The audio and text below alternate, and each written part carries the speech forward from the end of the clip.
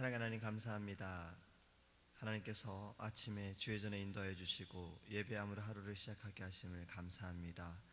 이 예배를 통하여서 하나님께 영광 돌리게 하시고 주의 말씀을 들을 때 하나님 우리 안에 분별함을 주시고 하나님의 마음을 깨닫고 하나님의 지혜와 믿음으로 말미암아 오늘 하루를 승리하며 나갈 수 있도록 주님께서 은혜를 내려 주시옵소서. 간구하는 모든 기도의 제목도 주님의 뜻 가운데 응답하시고 우리는 믿음으로 순종하며 따라갈 수 있도록 주님께서 인도하셔서 하나님의 귀한 사람으로 우리가 쓰임받을 수 있도록 주님 우리와 동행하여 주옵소서. 감사하며 예수님의 이름으로 기도합니다. 아멘. 찬송가 96장 찬양하겠습니다.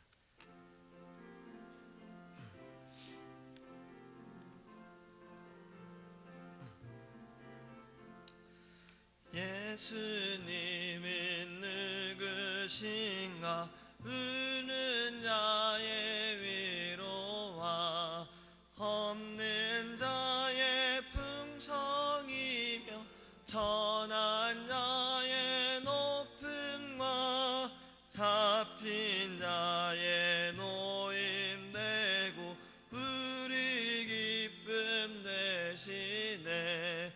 예수님은 누구신가? 약한 자의 강함과 눈먼 자의 빛이시며 병든 자의 고침과 죽은 자의 부활되고 우리 생명 되시네. 예수님은 누구신가? 주한 자의 정함과 죽을 자의 생명이며 죄인들의 중보와 멸망자의 구원되고 우리 평화 되시네. 예수님은 누구신가? 온 교회의 머리와 온 세상의 구주시며 모든 왕의 왕이요 심판하실 주님 되고 우리 영광 되시네. 아멘. 하나님의 말씀 창세기 35장 23절에서 26절 말씀 함께 보겠습니다.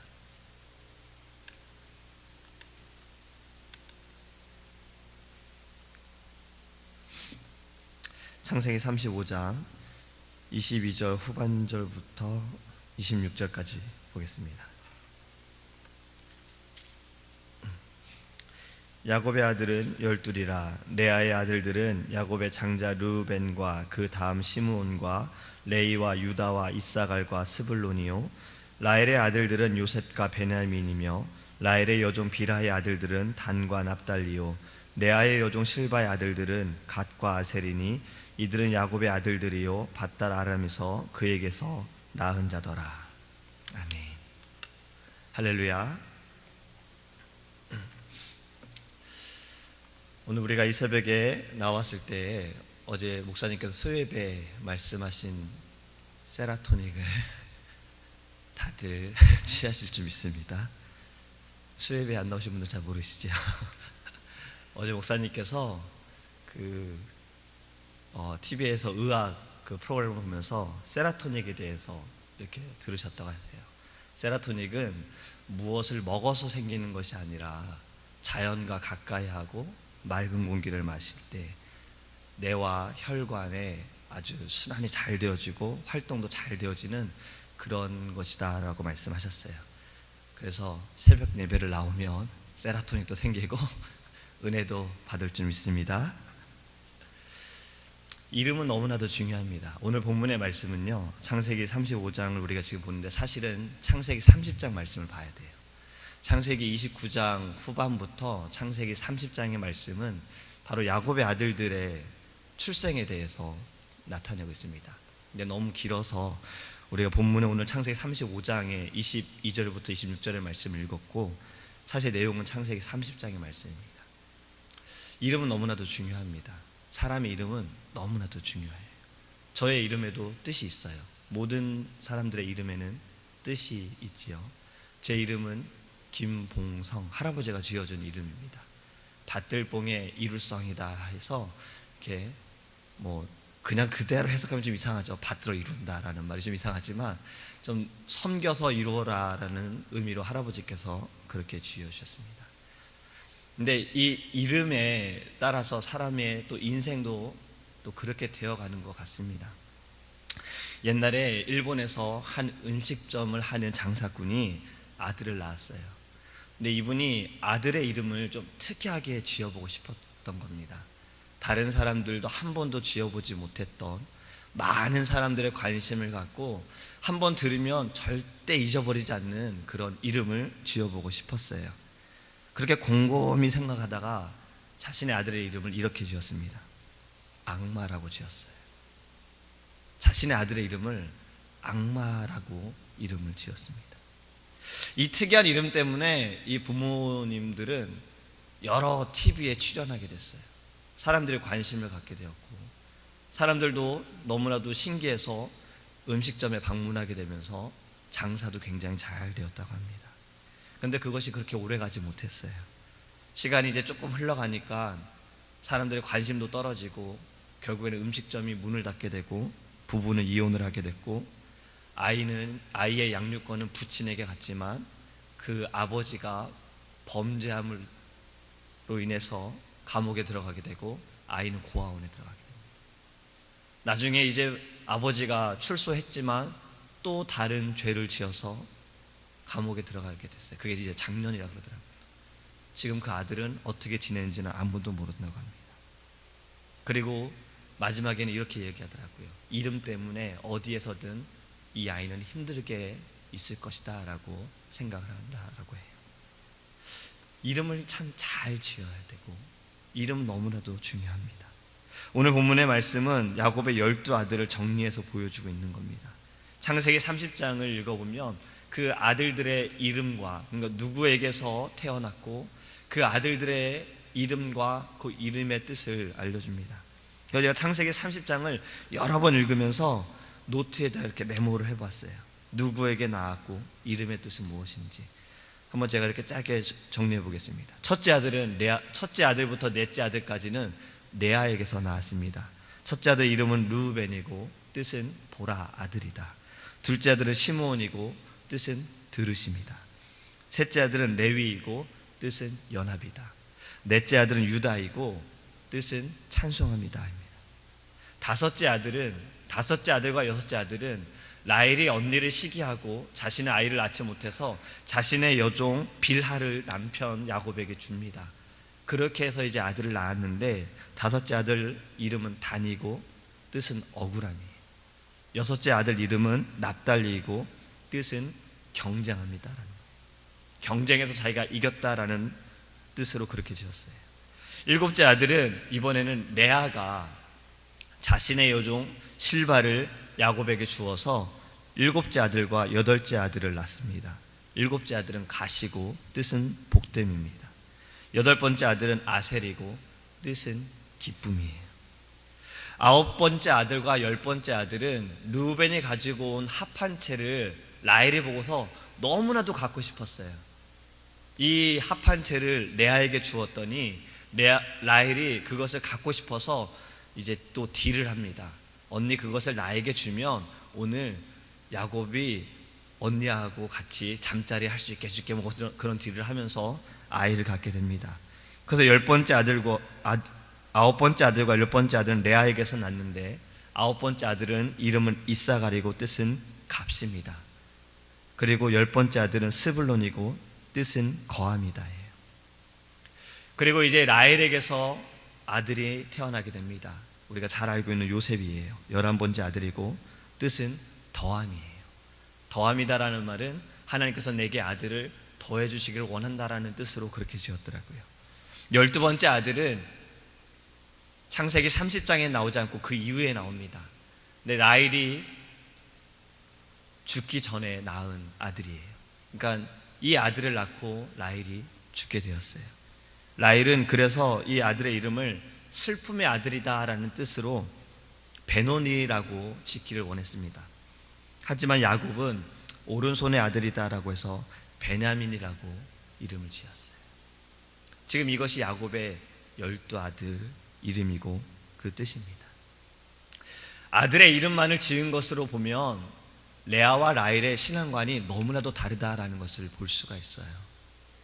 레아는 남편에게 사랑을 받지 못하여서 남편과 함께 있고 싶다라는 그런 마음에 이름을 지었고, 라헬은 자신의 억울함이 이제서야 풀렸다라는 그러한 마음에 이름을 지었습니다. 레아가 지은 이름의 뜻에는 좋은 뜻이 많아요. 근데 라헬이 지은 이름의 뜻에는 사실 좋은 단어가 그렇게 많지는 않습니다. 이름이 아닌 단어로만 제가 말씀을 드려보면, 레아가 지은 이름은 보라 아들이라, 들으심, 연합함, 찬송함, 갑, 거함, 복됨, 기쁨, 이렇게 되어집니다. 근데 라헬이 지은 이름은 억울함을 푸심, 경쟁함, 더함, 슬픔의 아들. 그렇게 레아가 지은 이름보단 좋은 이름은 아니죠. 겉으로 볼 때에는 외모가 물론 라헬이 더 뛰어났지요. 하지만 마음이나 신앙의 아름다움은 레아가 더 뛰어났던 겁니다.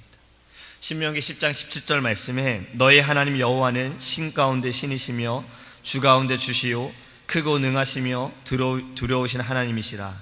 사람을 외모로 보지 아니하시며, 이렇게 말씀하고 있습니다. 하나님께서는 중심을 보십니다. 하나님께서는 외모가 아닌 그 마음을 보시는 거예요. 하나님께서는 그 믿음을 보시는 것이고 그 신앙을 보십니다.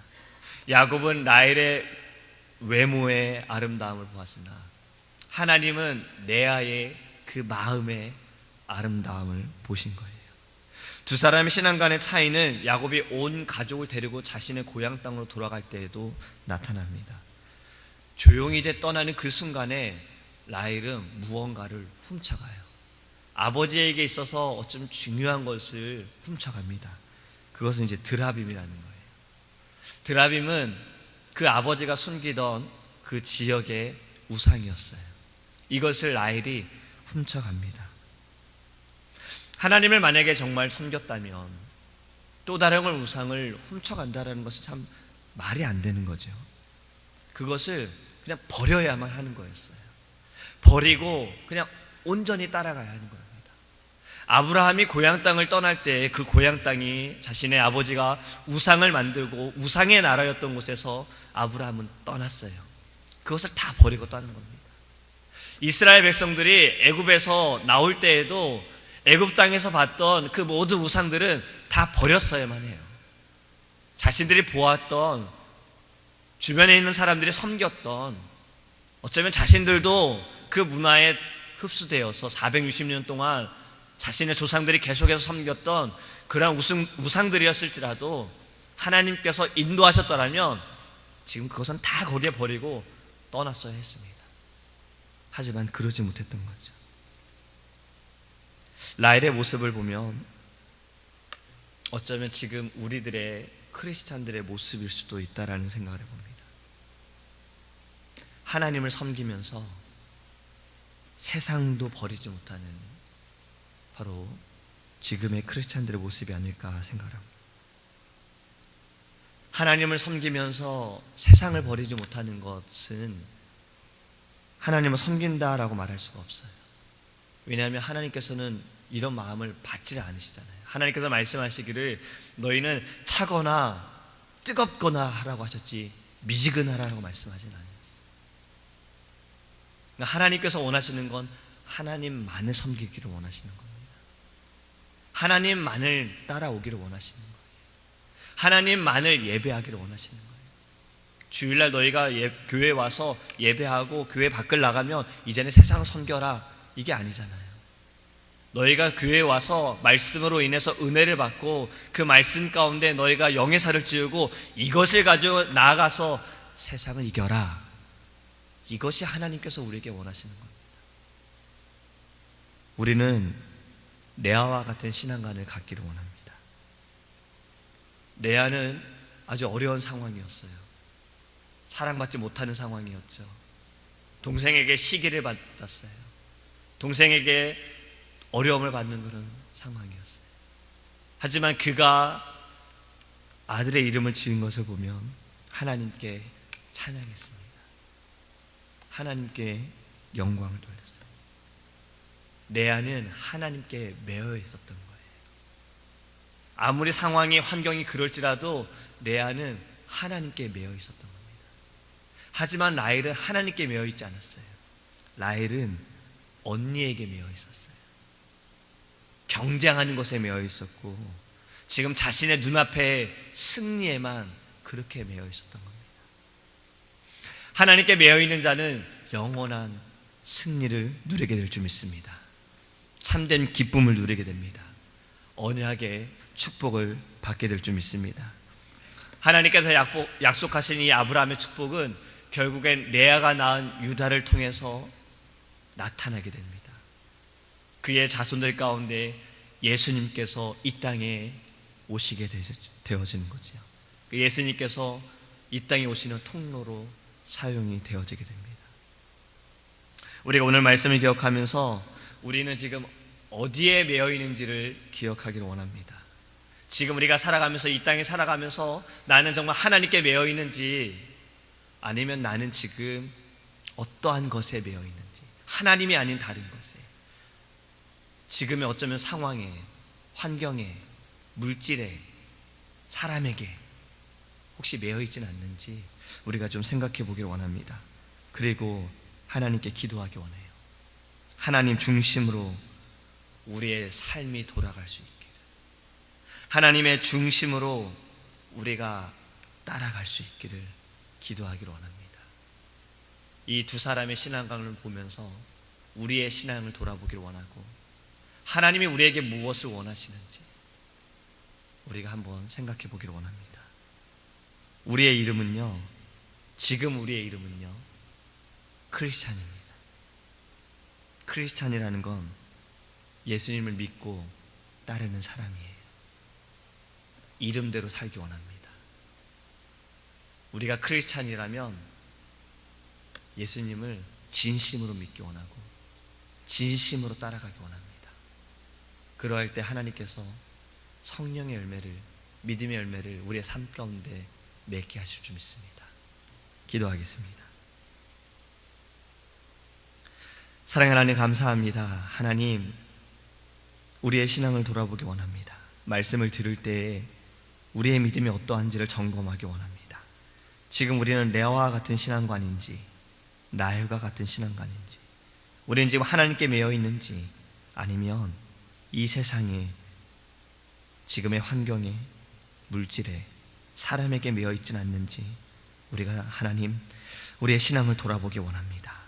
우리가 이 아침에 기도할 때, 또 말씀을 기억할 때 우리가 오직 하나님 중심으로 살아가게 하시고 오직 하나님만을 바라보며 살아갈 수 있도록 주님 은혜를 내려 주옵소서. 어쩌면 지금 우리가 살아가는 이 순간이 너무나도 어렵고 이해할 수 없는 상황일 수 있을지라도 그때에도 하나님 중심으로 우리가 살아가기 원하고 하나님 중심으로 바라보기 원합니다. 끝까지 우리의 믿음이 흔들리지 않게 하시고 미지근한 신앙이 아니라 확실한 믿음을 가지고 주님께 나아갈 수 있도록 주님 은혜를 내려 주시옵소서. 성령께서 오늘 하루도 우리와 동행하여 주시고 어느 곳에 있든 그 자리가 기쁨이 넘치고 감사가 넘치고 오직 예수의 이름만이 나타나는 하나님 귀한 자리가 되어줄 수 있도록 오늘 하루 우리와 동행하여 주시옵소서. 감사하며 예수님의 이름으로 기도합니다. 아멘. 주기도문 하시겠습니다. 하늘에 계신 우리 아버지여, 이름이 거룩히 여김을 받으시오며 나라의 임하옵시며 뜻이 하늘에서 이룬 것 같이 땅에서도 이루어지이다. 오늘날 우리에게 일용할 양식을 주옵시고 우리가 우리에게 죄 지은 자를 사하여 준 것 같이 우리의 죄를 사하여 주옵시고 우리를 시험에 들게 하지 마옵시고 다만 악에서 구하옵소서. 대개 나라와 권세와 영광이 아버지께 영원히 있사옵나이다. 아멘. 우리가 이 시간 통성을 기도할